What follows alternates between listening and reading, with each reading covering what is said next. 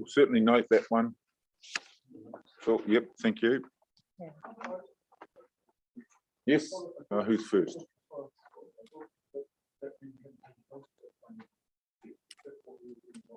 No, that isn't taking place. Regarding the rail funding.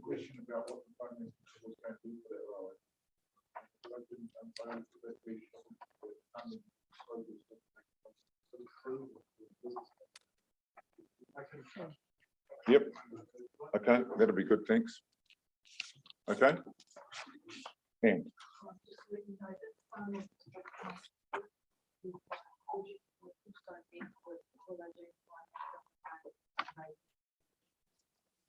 they didn't give us any answers, they just listened. thank you, Steve. Just on page 34, just Right. the last bullet point there. One of the questions was concerns over the funding structure for Waka Kotahi. I'm wondering if that should be reworded to around the concerns over the funding structure of the National Land Transport Program, because that includes the council's portion as well. It includes Waka Kotahi, Okay. obviously. It's the revenue going into the MLTF, which feeds the MLTP. Yep, good point, thank you. Taking that on board. Can I just comment on that? Yes. I alluded this morning. And your speaker will have to go on. Okay, good. Alluded this morning my concerns that Waka Kotahi is a regulator, but also is the manager of the State Highway Network.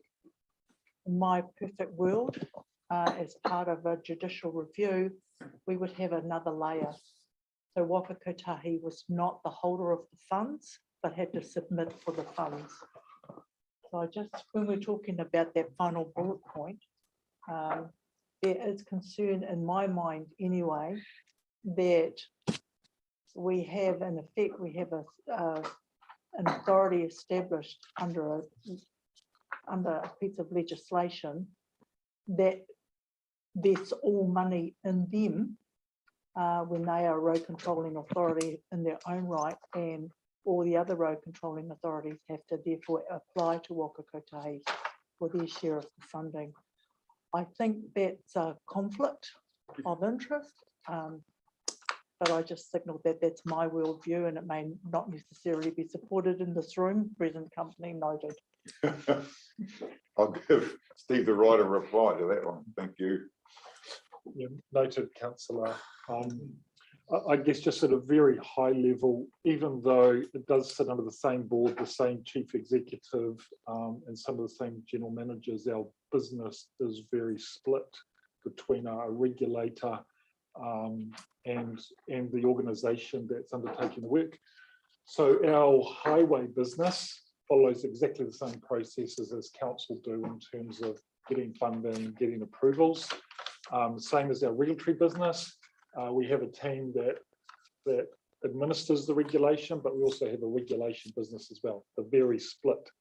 I guess the key thing there too is under the activity classes under the GPS, Waka Kotahi does have a state highway improvement and state highway maintenance class. Separately, there are local road improvements and local road maintenance activity classes. So therefore, the money allocated by the government for councils and local roads is not set by Waka Kotahi. So there's lots of checks and balances in place around that. Except audits, eh? No, and audits as well, absolutely. So the transport services team within Waka Kotahi gets audited by auditors, which also do the local road council asset management plans and other things as well. Just draw our attention to the fact that we asked for the audit report and they were only done 2 yearly.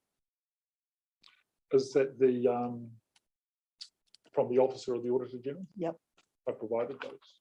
Yep. So they're done, they're done sporadically, they're not done routinely every year like we are. Right. I'm not going to belabor that point, I've made it. Thank you. Thank you. Good discussion. Thank you very much. Right. Any other comments? Phil, are you on the minister's letter? Yes. Comments to the minute? No, but I'm going to answer the follow up the same concern about the funding. We're a lot of our council and our council are quite concerned about the carry forward we have in roading, and just a lot of our replies has been held up because we haven't received subsidies from Waipu in time. Is there any way that we can get priorities built in so our roading projects aren't held up?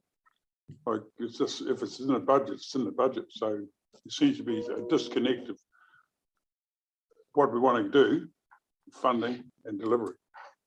Can we sharpen that up? So Councillor, if you're referring to the maintenance and operations aspect of it, so the issue with this year in terms of getting the funding out late was due to the fact that there wasn't enough revenue in the NLTF, the National Land Transport Fund, to fund even the basics of maintenance and operations.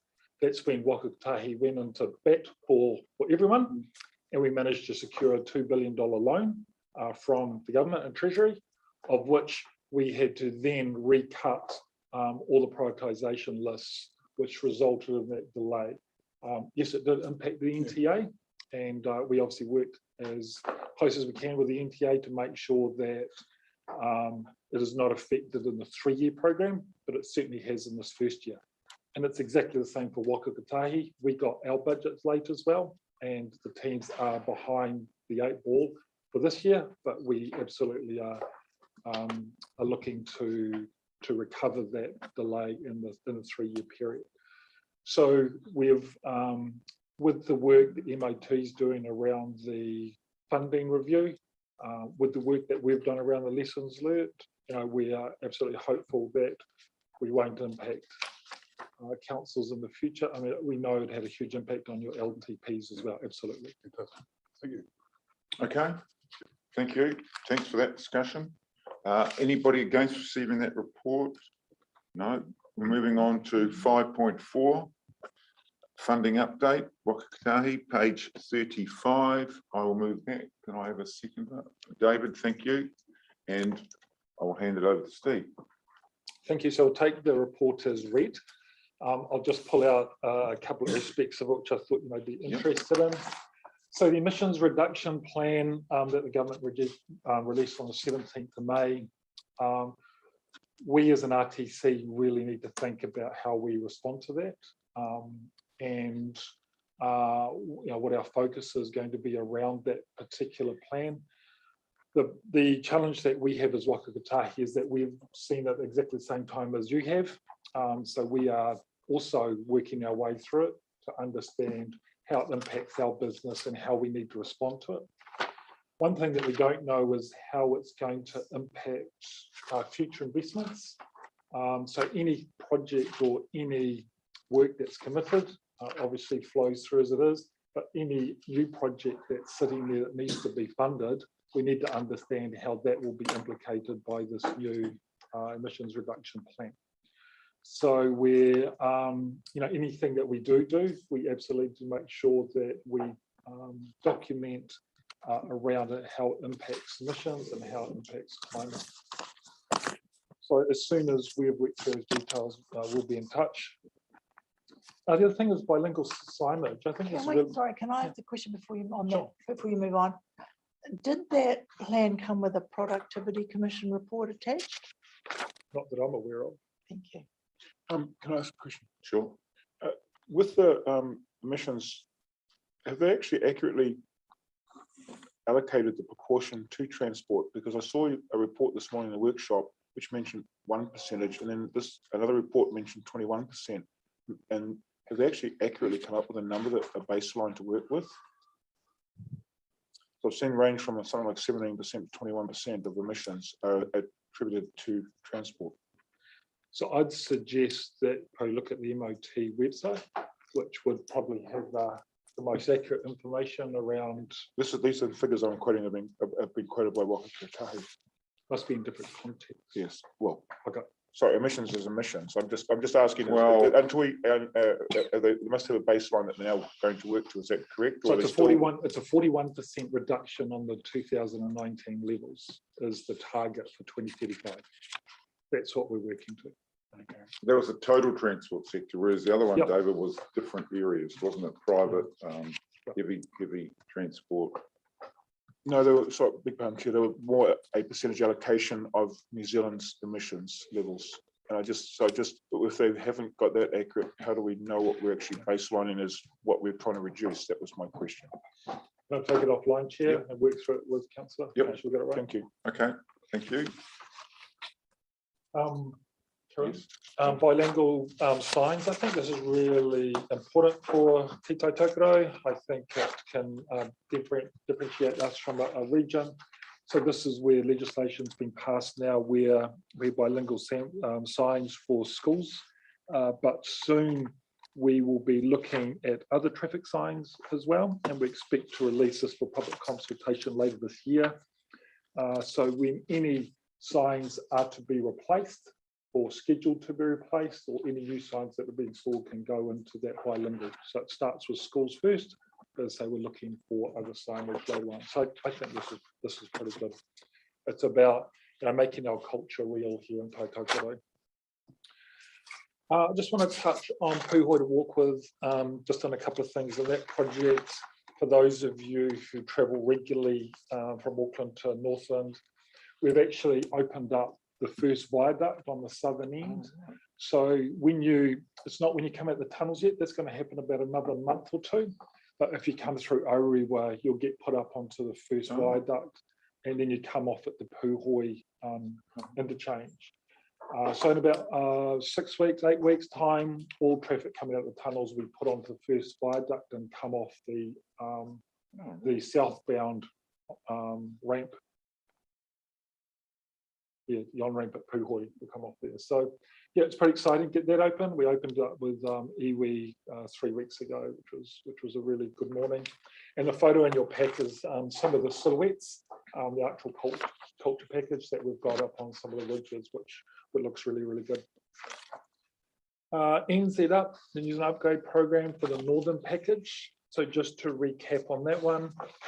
So this is where the government's committed to investing approximately 700 million on that package. And that package was rescoped to include a rail spur to Northport and also online safety improvements. And in the initial funding allocation, there's 150 to 250 million allocated for online safety improvements. So the balance is for rail, but in the current conditions we're in, there's obviously some challenges around that. The status of the project is Kiwi Rail are still working out their costings. Our business case is complete. We're just waiting for Kiwi Rail's business case to be complete. They'll be submitted together to our board and Kiwi Rail board. Once they're approved, it'll then go through to the minister for his consideration. So that's the status of that project and the rough budget figures around that. Sorry, question, the 700 million, that was the entire New Zealand upgrade program, that's not just Northland? No, that was just this one package, Yeah. 700 million. There was 6.8 billion assigned for 19 projects throughout New Zealand. Thank you. And there were, in Auckland, Northland, there were 4 rescoped, of which this was one of them. So my question, Steve, is just the time frame for that. You know, any ideas? So it's our August board meeting. It's August board scheduled meeting. for- Thank you. So that'll be both business cases, right? That's great. It's good. In the meantime, we're focusing on safety between Whangarei and Auckland. It's a key strategic corridor, and we've started work in the central section, which I've talked about before, and also the southern section. So in the central section, we're still working on the design from the feedback we got from the community around the positioning of the roundabout, and that's a challenge for us, but we're listening to the community's concerns and trying to make that happen. And also in the southern section, which is on the south side of the Brynduans, we're currently talking with landowners and doing geotech work to help inform our design around that. So they're progressing well. We've also got some early funding, which will start looking at some barrier protection around the Ruakaka school area. I have another question for that, Steve. So that safety infrastructure program, is that related to the decision in August as well? No. Totally So the central section and southern section is already funding. allocated. Funding comes out of Road to Zero. Road to Zero funding allocates safer drivers, safer vehicles, safer infrastructure, safer speeds. So this comes out of the safer infrastructure part of the Road to Zero funding. So it's committed. Thank you. Just moving on to Luke Road. Look, I have to acknowledge the concerns the community have, also the concerns your Director of Regional Relationship has around the condition of the northbound lane coming out of Loop Road. It's been a real challenge for us. The pavement did not react to how it was expected to. So we've had to go back and really understand why. We've missed the season now. So we've instructed our contractors are going to put a temporary layer over that northbound lane. And then in the new construction season, which will begin in the summer, they will then have to redo the seal that's failed on the bit that's all coned off. So it's been a real challenge for us, but we absolutely acknowledge the concerns that's raised for the northern community. Speed review. So just update on that. Just please encourage as many people who can to provide their thoughts around the Northern Speed Review. So we listened to the community's concerns. The feedback we got when we did our engagement was around concerns around speed through townships outside schools. So we're absolutely 100% focused on that. So the proposal that's out there at the moment, that's out for consultation, is looking at reducing speeds through towns and reducing speeds outside schools using those variable speed limits, Councillor, you talked about earlier, and it closes in a week's time. Thank you. Can I ask a quick question? Sure. No, just back on the loop, because I don't want to interrupt your flow. Those lanes that are sitting on the other side of the cones there, on the north side, are they planned to be part of the next stage when it opens to go through to the bridge? On the north side of the roundabout? Yes. That's the area that's failed that we don't want to put traffic on right now. So that will be redone and repaired in the new construction season just before summer, and then it'll be opened up for traffic heading south towards the roundabout. So there'll be 4 lanes there to the roundabout from the passing lanes at the top of the hill. I'm not sure how many lanes there are, sorry, but yeah. But so that's intended to be open separately from the extension south of across the bridge. So the second phase of this project is to open up 2 lanes around the roundabout and build a new bridge next to the existing bridge on the south side of the roundabout. All that work can be done offline. So all that work can be constructed and in parallel, and it will not impact the current traffic. And then when we open it, we'll just merge it into the existing state highway. So it's completely offline work. And that's the one that we're waiting for the fund. Well, sorry, you're waiting for the funding of Correct. Google Yep. in the next few, hopefully this year. Yep. Thank you. The funding, not necessarily the construction. I did say I used the word funding. I was very careful. Yep. So we are working through, there's some challenges around the property that we require for that work as well, which we're working through. Thank you. Thank you. Yes, Phil, if Greg was sitting there, he would be having something to say about the road. But I actually live on the south side of that roundabout. That's why I bring it up each meeting. Oh, well. But I acknowledge that I drive through it, and it's a challenge for us. We've got to do something, so we're putting that temporary cap over top of it. Thank you. Right, you've still got some more, Steve, have you? Now, what about I know you've talked about the funding. Is that it? Is it you've got a information divided for meeting? That was it. Oh, sorry. Yes. And can you share those 2 slides, please? That was page 49. Yeah. Look, this funding diagram, I need to do some more work on it, and perhaps I might take it offline with a couple of the councillors to make sure I provide, what you want to see. But she's Go away, not, go away, not representative of the funding level.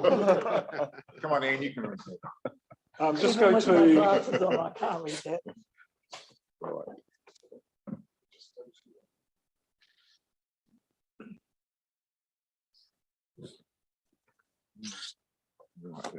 It's actually three councillors here that live south of that bloody roundabout. So it's still quite small. Oh, okay. Sorry, councillors. So what this is, it shows a 3-year period, so 21, 22, 22, 23. I've just focused on maintenance and operations, road to zero, our state high improvements, and walking and cycling. Yeah. Not sure what's happened there. Yes. The red is the actual. The green is the allocation. The blue is the forecast. So we can see from maintenance operations, we're currently sitting here with forecasting 44 million. We spent something like 48. This was for end of last month, end of May. No, yeah, end of May. So even though we've finished all our ceiling program, we've still got some emergency works that we've done. So we're still forecasting to spend slightly more than our allocation because we can withdraw down on national funding for emergency works. In terms of road to zero and our improvements, also walking and cycling, COVID's had a significant impact on our ability to deliver. So around supply chains, lockdowns and stuff. So we're well behind our forecast or allocation. And we're forecasting to spend some more money over the next month to bring that up. Now, there's no forecasts put into our following plans. The reason for that is that quite often our board will only commit money in phases. So that's something that's changed quite a bit over the last 2 years. Before we used to get a commitment for a whole project, now we don't. We've got to go through a business case, pre-implementation, implementation, construction.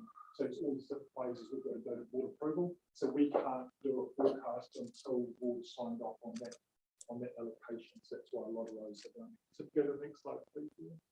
And this is just the total year end of the MLTP. So the full 3-year period.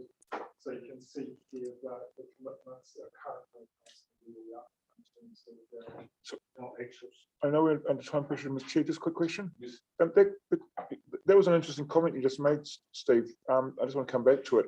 That they don't commit funding for the complete project. That's right. How are our contractors? How's their confidence in the system if they're only being funded for each step of the process? So one of the main challenges we had in the past was that the board may say commit to a $250 million project, and at the first hurdle around property acquisition, we couldn't get the property that we needed. So we had all that money that was sitting there that was delayed for quite some time. So by this way, we have good governance gates, good commercial acumen at gates that we can go through and approve the project at its stage. So in terms of construction, we've got to go to our board and get approval, a commitment for construction before we can go out for tender to make sure that we do have that money. And the contractors are okay with that new model? So the contractors see our pipeline, but they know there are risks around it, COVID for one, but also around the different phasing when things come up. We've got a big portfolio nationally, so they. But I'm bringing this back to a local level, like if, for example, the bridge up in the far north or the roundabout. If they can't commit the resources to that with confidence, how does that impact on the contract? So typically, when we go out for tender, that's the first time that this is in the pipeline, but it's when we go out for tender, that's when they know that the commitment's actually there to do the work. Okay. Thank you. All right. Steve, just a question from us, Steve. If it's not, I know you can go to the national fund, if it's not, it's underspent, don't get it spent.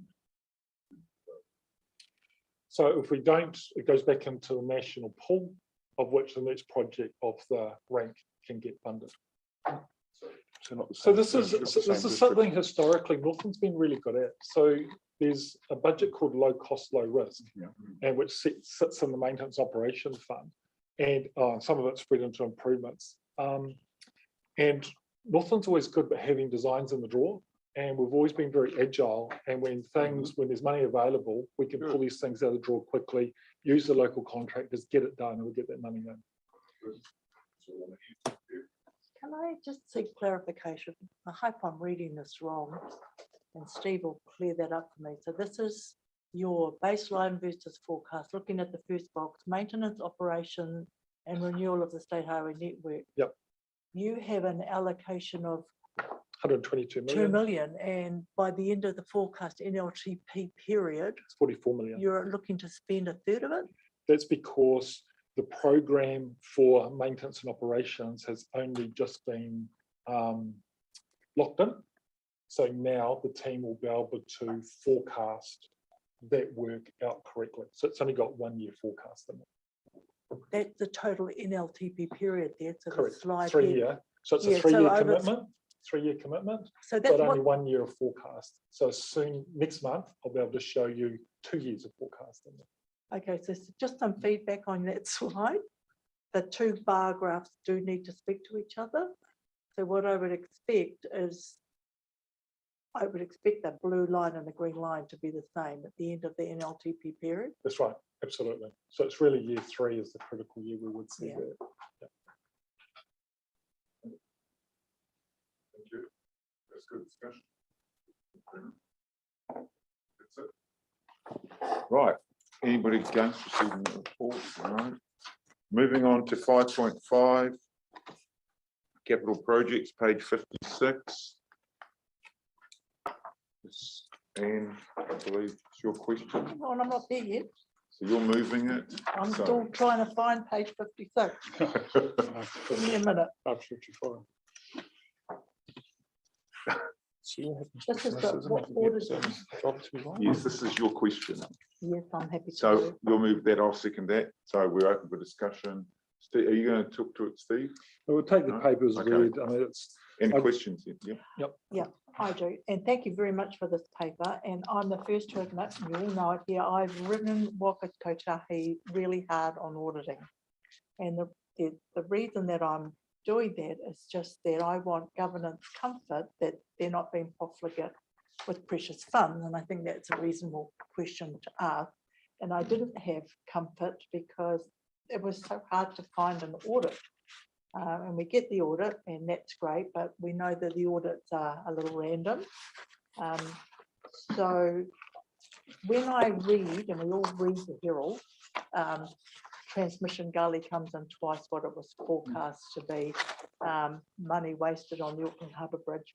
I want some comfort that I'm not being asked to moderate down my regional land transport plan because someone's being profligate with the money, and that's what I wanted. I wanted that lens over everything. So this is great. Thank you very much for that, Steve and the team that informed it. I'm also mindful that you are at the mercy of ministers who come along and say, do this and do that out of sequence, and that's very hard to respond to.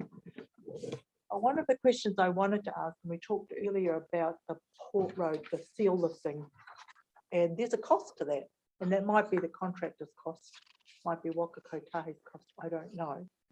Whether or not a post-construction audit is done on all the big capital projects and whether they are visible for lessons learned and governance comfort that the money is being spent in accordance with the same rules that everybody else has to go play by, and therefore we're not missing out. That's my question. So very good questions, and I absolutely appreciate your challenge. Keeps everyone on their toes. So 2 questions in there. You threw the Harbour Bridge in there. You have to remember that the New Zealand Upgrade Program, which the Harbour Bridge walking and cycling lane was part of, is purely government funded, government money, nothing to do with Waka Kotahi. Waka Kotahi was asked to deliver it. Same with the spur line to Northport. New Zealand Upgrade Program is money found by the government to stimulate the economy after COVID. So the government can do whatever they like in terms of that. So Do you capitalise your time? me personally, no. Does Waka Yes. Kotahi, so if you're directed to do something out of process, Mhm. and that It'll get takes capitalised resource, to that that project. gets Yep. capitalised back to the government, right? Thank you. So that's that 6.8 billion I talked about earlier. So a lot of resources obviously tied up in that. In terms of post-construction audits, yes, we do that.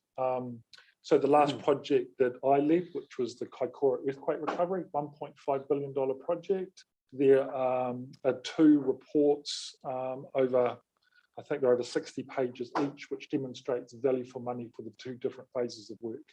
And there's full lessons learned documentation, which was put into presentation format, which was rolled out through every single project manager within Waka Kotahi around what were the lessons learned and how we could do things better. America's Cup, exactly the same, value for money report done, lessons learned done, taken through all the consultants, contractors, Waka Kotahi. So there are others, I can pull some out and send you the links if you like. And these go back to the select committee that looks oversees you? I don't know. I don't know if they're available for anyone to see, Okay, thank you. but I can find out. So you're going to have a look at, it'd be interesting to have a look at them. I don't necessarily need to look at them. I just wanted governance comfort that we don't have an organisation that's sitting here without the appropriate checks and balances in place, because it is public funds. Yep. And I didn't have that comfort until today. Right, very good. Thank you. Thanks, Steve. Thanks for the answer. Okay. No other questions on that? Nobody against that report, so I'll move on to item 5.6, mobility, disability transport services, page 60. I'll move that one. Thank you, Mr. Chairman. Second. Yep. David, second. Thanks. Mobility services. It's a And I'll hand over it's to a Chris. Far North project. It's not your, It's Far North project. it's Far North project, sorry. Get Ian will second. Thank Right. you, Mr. Chairman. Through the chair, I'll take the report as read. If we cast our minds back to late 2020, we received the final report of an investigation done up here into the transport needs in Northland. One of the areas they had identified was up in the far north with regard to the total mobility service. Just a reminder, total mobility service is a service for those people for various reasons are unable to drive a vehicle, and they are entitled to make use of a mobility service which is supplied by an approved operator. When we say an approved operator, it is those operators that are registered to operate through Waka Kotahi, and their drivers are trained in how to deal with these people, and those folk are entitled to a 50% discount. We have Anita here who's done a lot of this work, thanks to her and Keith Kent from the far north, and the councillors up there. In July of this year, a trial service starts up in the Kerikeri area. There is a provider that has moved up there who's registered, and their drivers are already trained to undertake this type of operation. So this is the first of the trial that's come of those reports. So if there are any questions, Mr. Chairman, we have Anita here who's quite happy to answer them. Thank you, sir. And Anita, thank you. And also thanks to Keith for doing the report. And I'll back up what Chris said. So any questions on that? Thank you. No questions? Will we get an audit back to see how well this has been? Through the chair, yes. We will be receiving monthly figures, both revenue and passenger. It normally takes a bit of a while for these things to kick off as the word gets around, but there will be monthly figures available. Yes. Cool. So those figures will be included in the one. Thanks. Sorry, through the chair. and Just through the chair, just to make a note of the background, we've already got about 50 or 60 people we're starting to contact in the next couple of weeks, who we got through driving with Daisy, who have disabilities and impairments, so we're signing them up, and then we'll be going and visiting restaurants and Kerikeri and that type of thing. So we're hoping that we can get at least 100. That's really exciting. Thank you. Very good. Excellent. And Good Mr. Chair, I news, assume Stuart. that Anita will bring those findings to the Kaipara Council at some stage. There's Huh. the chair, I transport operator, food transport operator. Oh, it's about sharing information across the Mm. districts. Yep. Absolutely. Thanks very much. Thank you. That's it. Thank you. Thank you for that. Anybody against receiving that report? Thank you. We're on to page 62, Northern Road Safety Update, and we've done very well getting some time to just have a talk through this. So a mover for that, please. David, thank you. And Phil's the seconder. So Ian. We can take the report, it's having been read. The two presentations were done with agenda item, which is from police manager. The presentation is followed with the at the end of the report is some crash data. Sadly, we're up to 166 deaths nationally, so 12 deaths regionally. It's more on weekend, but crashes on the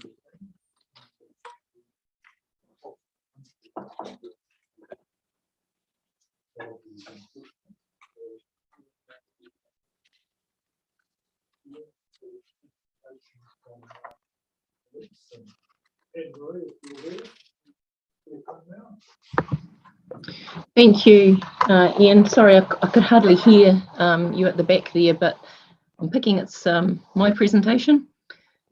Good morning, everyone. I just wanted to cover off a little bit around our impaired drivers. So as the PowerPoint shows, sorry, it's the next one, Ian. We had over 70 impaired drivers in the past month, although that was at the time of submitting this report. But I do note too that we had another 20 in Whangarei alone on the past weekend. So the message is far from getting through. We're taking an approach where we're combining the Whangarei traffic alcohol groups into one larger group, which will be named the Impairment Prevention Team. So this may provide less, I guess, hours of coverage, but I believe it'll be far more effective in terms of the numbers, in terms of being able to be a lot more visible and make a bigger impact around our impaired drivers. Just in relation to the saliva testing or drug testing, oral fluid testing, at this stage, all I can say, well, there's a little bit I can say, that the new law gives police the power to conduct random oral fluid testing at roadside to detect the most, I guess, prevalent illicit and prescription drugs. So it could be undertaken in a similar way to how we currently carry out impairment prevention checkpoints or just the usual roadside checks. The law also establishes new criminal blood limits and infringement thresholds for specified drugs, and they'll determine whether a driver receives an infringement notice or is prosecuted for a criminal offence following an evidential blood test, so very similar to alcohol impairment. At this stage we were at is police has put out a request for proposals for an oral fluid testing device, and we're working closely with the Ministry of Transport and Waka Kotahi to implement that. It's intended that we will deliver, or police will deliver 33,000 tests in the first year and scaling up to 66,000 by year 3. Obviously, we'll be implementing detailed guidance processes and training for staff on how to administer the tests. And there'll be a 12-month implementation period before the roadside drug testing regime comes into effect, which will be 11 March next year. Just on to the next slide, please, Ian. Just in terms of the Northern Road Policing Plan, I just want to mention that we're having some we're getting some good traction currently with our portfolio holders. So that's under the, I guess, column 3 there in the middle. If we've assigned portfolio holders for all those things, we've added in buoy races, I think, since the last time I presented the draft plan.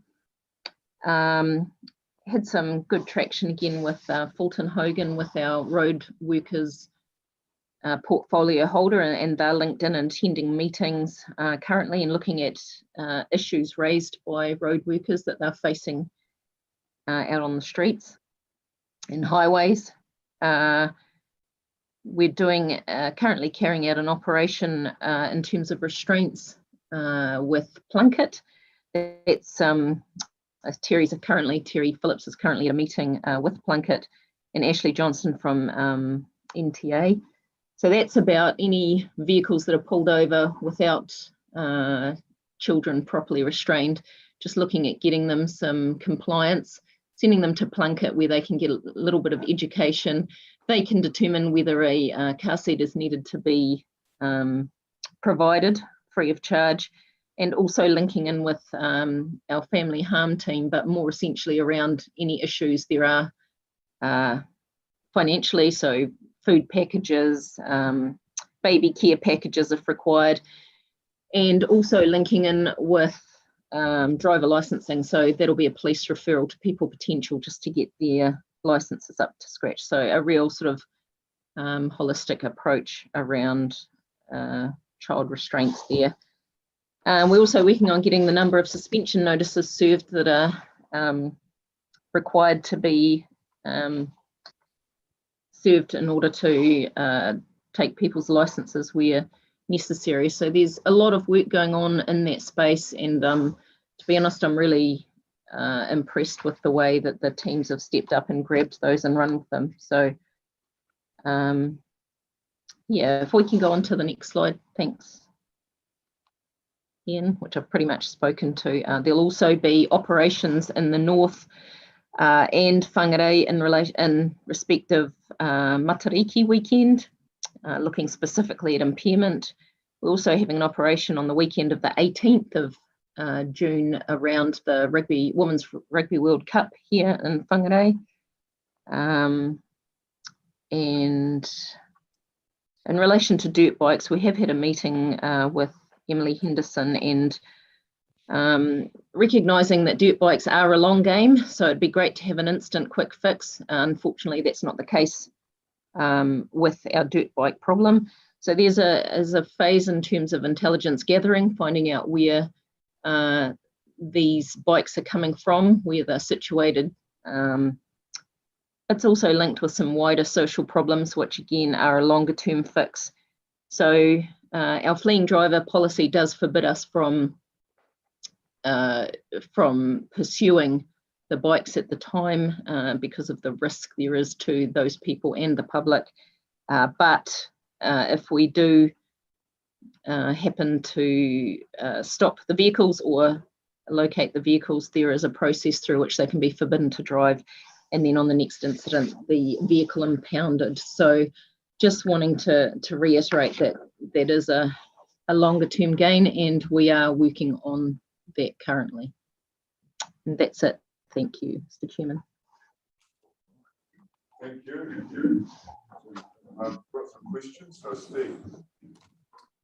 Yeah, hi, Anne-Marie, Steve Mutton here. Look, I just want to acknowledge the New Zealand Police and yourself, Anne-Marie. Ever since you've come on and really focused here, I personally have noticed a significant increase in visual appearance of police officers on our roads. I was stopped at 9:30 at night, weeknight, going into Paihia for a checkpoint, and The police officer who tested me hit all the road to zero key messages in his conversation with me, which was absolutely fantastic that they know why they're there and why they're doing this. But also, there was a group of us travelling around Northton on Monday, and someone even commented in the car. It's great to see so many police cars on our road. So I just want to acknowledge it, Anne-Marie, say thank you for that. It does make a difference.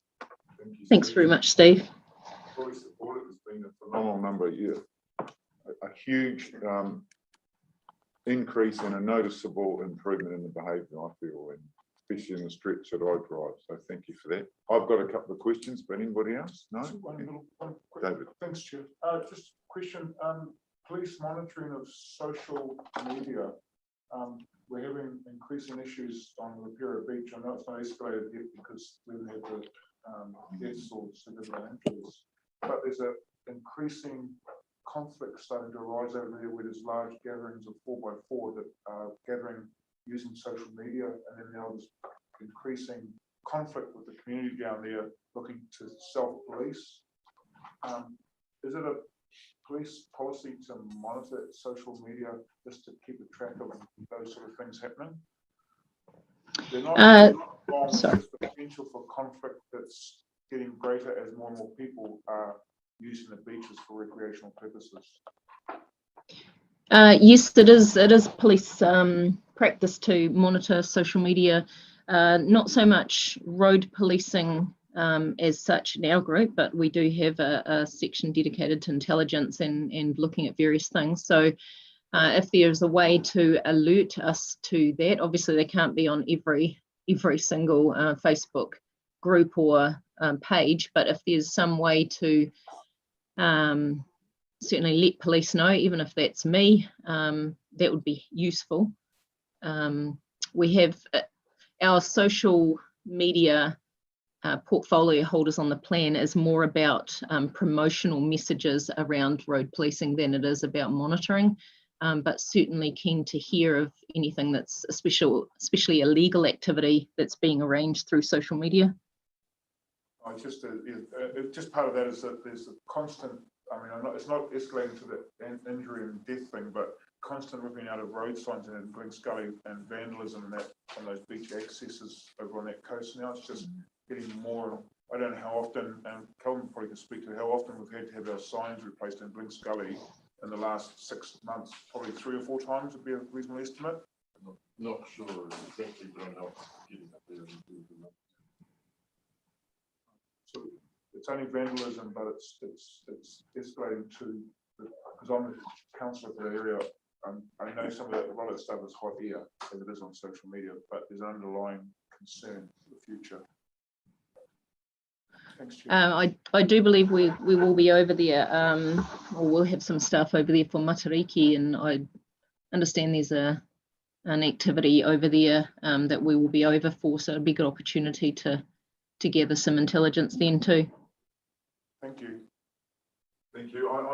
Anne-Marie, look, I've just got a couple of quick ones. Like the impairment, is that older or, older drivers or younger drivers, or is there a... To be honest, it's quite a mix. It's across all levels of society as well. I think I'll certainly be looking at some of the numbers moving forward in terms of our deployment, but at this stage, there's no necessarily one demographic showing through. I just would have thought you go to so much trouble to get a license now. The last thing you want to do is lose it. But whereas the older people, it was just basically they walked up to the door, didn't they, and got their license. Yeah, and there's, sorry. The portfolios. So is there a specific person, a police staff allocated to each of those portfolios, is there? Yes, there is, and one in the Whangarei Kaipara area and one in the north. So there's actually 2 assigned to each of those portfolios. So they're at constable level and they still have their business as usual role, but they have a specific portfolio in terms of having a specific interest in that. And most of them have put their hands up for the ones that they want, so they've got a specific interest in it. Thank you. That's excellent. Thanks. Very interesting. Thanks very much. And thanks again. I'm glad we give you a decent hearing today, not cut you short. That's brilliant. Thanks. Yeah. Thank you. Any other questions? Chris. Just one comment to the chair. We discussed earlier about speed limit reviews. I noticed in the road safety report, I think it's page 37. There is a short, sorry, not 37. On page 63. A short update on speed management reviews. And then on page 77 to 80 is the maps depicting where those reviews are going.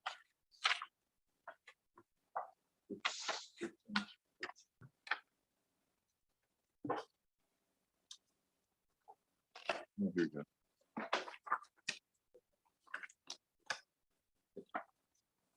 I'm not sure if you. Yeah, it's gonna be just, isn't it? Those comments on that. Oh, right, sorry about that. Yeah, is that all right, Chris? Sorry, yes, it was just linking back to what we discussed this morning with Sean's presentations. Thank you. Right, thanks very much. Yeah, Nick's coming on. Yep. He's doing the next representation, isn't he?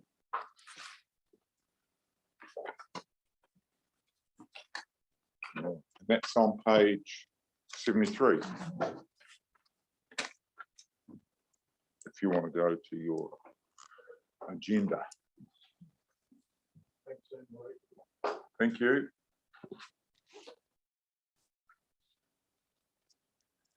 It's online, isn't he? He was. He probably needs to put his mouth on. Nick, are you there? I saw you at the beginning. Lost it.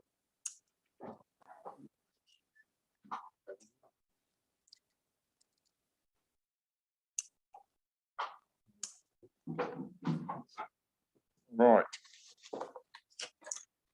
That is our last item, isn't it?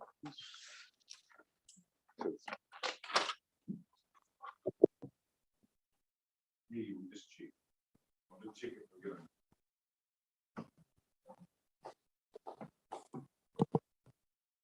Anything else? Got a couple of minutes? No.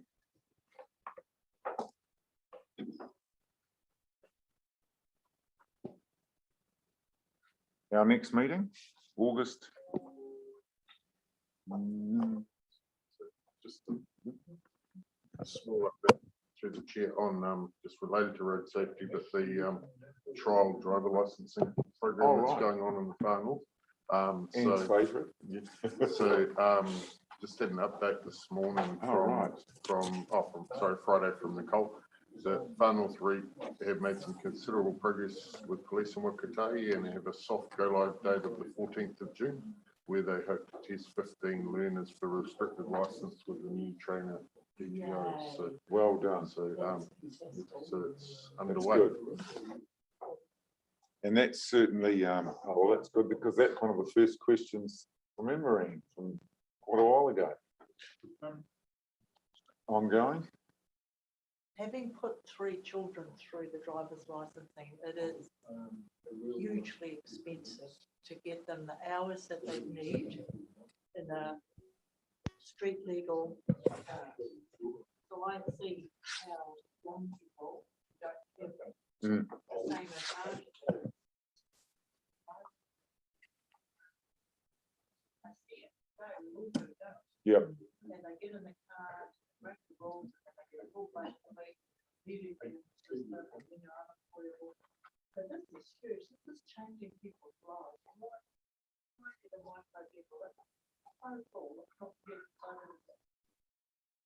Very good. Just to prove I'm not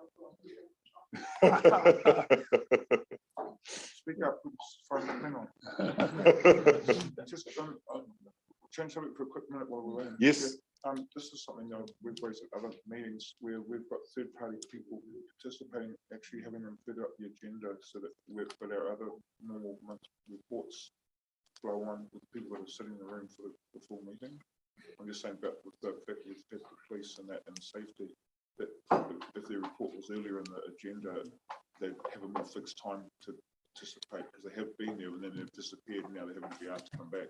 Yep. Just bring a suggestion up that maybe. Thank they you. have Good some- point. And we are, safety is our number one Yep, focus as a party. So I think everybody would be happy with that. Yep. We've taken it on board. Join and then to leave and continue with their work. Yep, thank you very much. Apologies to Mark who's tried to get his audio working Can't. back at his sources. Sorry. That's all right. What are we gonna do? Through the chair, I suggest we take the report as read, but Sean will be across the speed limit reviews. And is in the room. Being one that's probably the highest topic of conversation at the moment. If Sean just runs us through where we're at in terms of the individual councils in the latest update report. Have you got that in front of you? Or you- We can bring it up though, Ian, can't we? So that's on page, I've got 77, yeah. First one. Because it's nice to have a look at it, though. Yeah.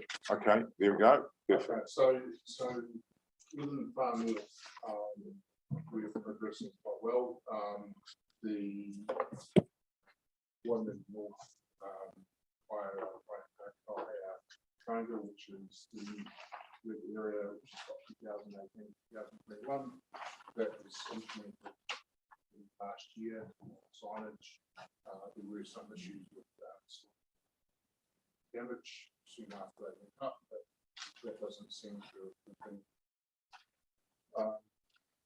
We've just the year one, so North Hope area, which is blue and red, year one. We're now in a position where that we've gone through the consultation process, and council has approved the recommendations report. So we're now doing the detailed design and implementation of that area. So that will all be implemented as per normal. And then once we have the implementation, it'll go straight into the National Speed Limit Register. I'm currently working on the technical reports. Oh, okay, sorry.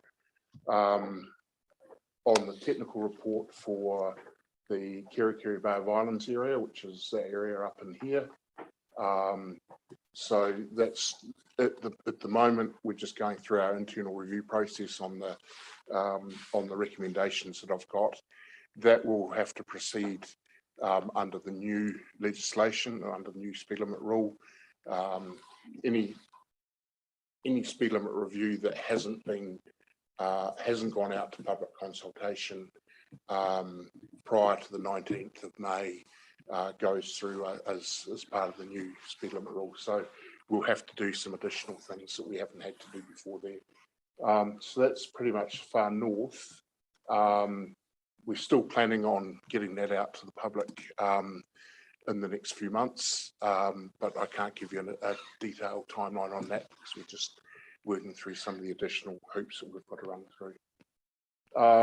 So this is Kaipara District. So over here, it's Mangawai and the Kaiwaka West area. That there is just been implemented and goes live on the 13th of June. So we have new speed limits there, and we've been conducting print and radio advertising as well as online to promote the new speed limits that are going in place there. So that's a good news story. And then we're currently almost this area here, the blue area, which is the green area going up there. That's Potu Peninsula and West Coast area. We're now almost at the internal peer review stage on that as well. So we've been doing the technical report. So once again, there's a few, there will be a few delays on what we originally thought we'd be able to do. We're hoping to have gone out with that in the next month, but it might take an extra month or two on that one. And then Whangarei district. So the first review that we did, sorry, that was me. The first, there we go. Right.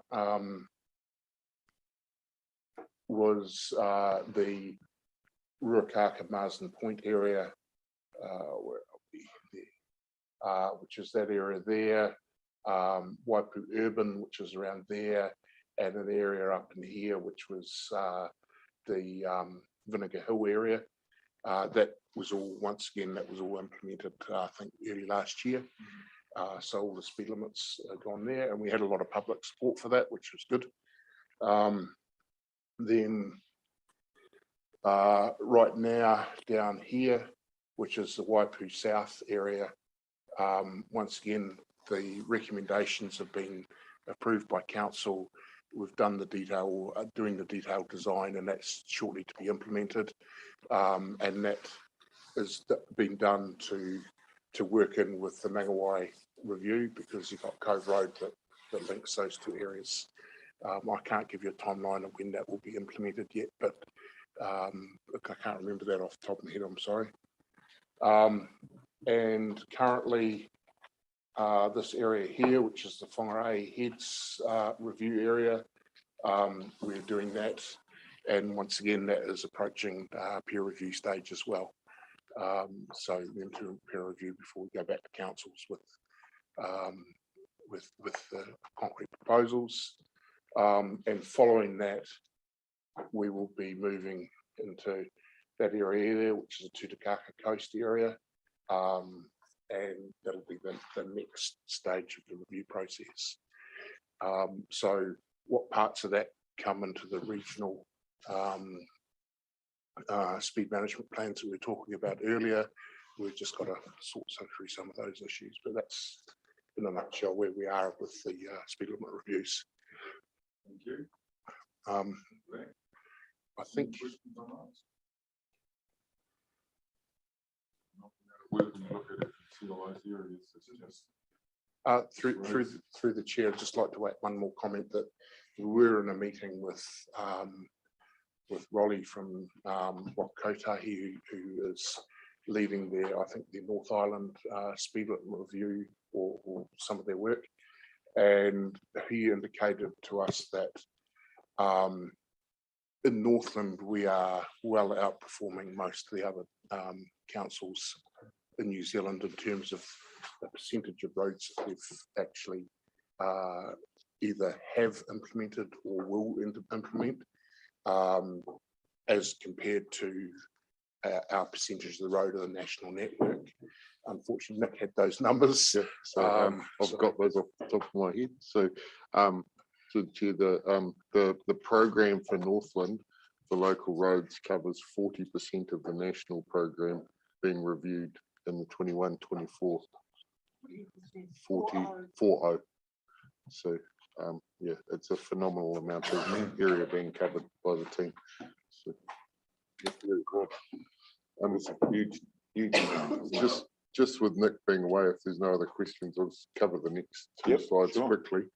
So the next slide, if you want to go, please, Sean.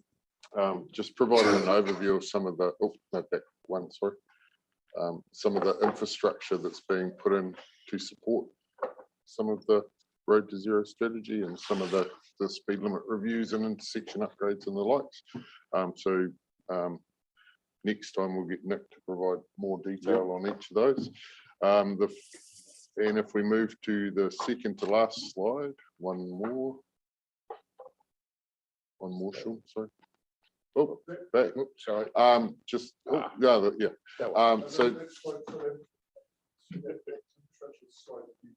yeah.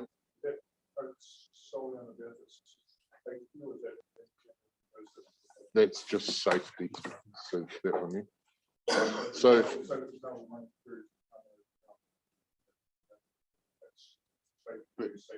So this slide in particular is safety. Greg's team are presently working on putting together a capital works forward program that will be presented as a GIS overlay on each of the council websites that will go live, which will have all capital works projects that are happening on local roads. And that'll be presented on each council website, which will include the safety programs as well, doesn't it, Greg? Yep.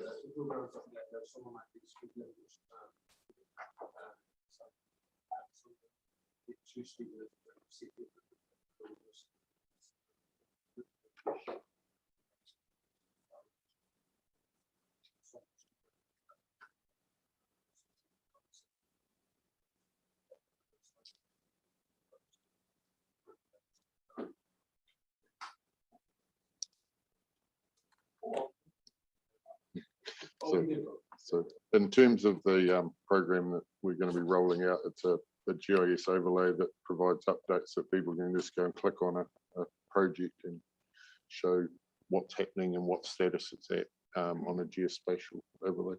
And we're looking at going live soon. So Carol, can I just ask, so the yellows now and the reds in a couple of years? The yellows are it's a high risk road, so it's roads that have classifications. Oh, it's not the years. No. It's more about red, people top. The worst case for orange for the next one down. Oh, I see. I see. Is that the Yeah, through the chair, the black roads, yeah, they're the very high risk, top 5%. And red roads are top 10%. And in some cases, the work. Black roads are, I believe, black roads are the top 5% high benefit roads in terms of the speed management side of things, and the red roads are the next. Yeah. Top in yellow. Yeah. Yeah. And finally, if we just move to so just acknowledge the work that was done by all our safety team, including led by Nicole and Ashley, celebrating Road Safety Week and Road Safety Heroes, which culminated in a Road Safety Hero walk around the loop on Thursday 2 weeks ago, I think it was. Yep, but well attended and yeah, some good support thrown there, and also and Anita. That's great. Very good. What were you? Perfect day. Yeah. It was a perfect day for it. Unfortunately, it did clash with a WDC infrastructure meeting, which meant that meant that some WDC councillors who wanted to attend weren't able to, and staff. So, yeah, but it was a good day. Yeah. Well, I missed the next day, unfortunately, the opening, but can't be every week. Yeah. Oh, the photos, yeah. And I think that's pretty much it. Thank you. Any other questions then? Right. Thanks very much. We will end. Nobody thanks for receiving that report. So will that brings us to an end. And I just want to thank you all. Thank you, the live streaming people. Yes, we are all friends in the room. And but we do need to work together. So, and I think we're making a big effort at that. I do believe the workshop is very helpful there. So our next meeting is the 2nd of August, and we have taken a number of notes, and we're making a number of, I think, improvements to our workshop format would be a good way to describe that, wouldn't it? So we've taken everybody's comments on board. So I will finish with the closing karakia. Unahia, unahia, unahia ki te uru tapanui, kia wātia, kia mama, tinakau, ti tinana, ti wairu I te kata. Kora I rongo, whakairea aki ki ranga, kia tina, tina, hui e, tai ki e. Thank you very much.